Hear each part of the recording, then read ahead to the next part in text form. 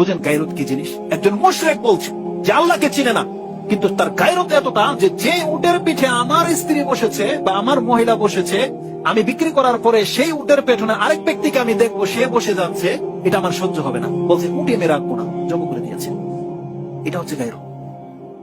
এক সাহাবী তো বলেছিল, ইয়া রাসূলুল্লাহ, যদি আমি আমার স্ত্রীর সাথে অন্য কোনো পুরুষকে দেখে আমি কিন্তু তাকে হত্যা করে দেব।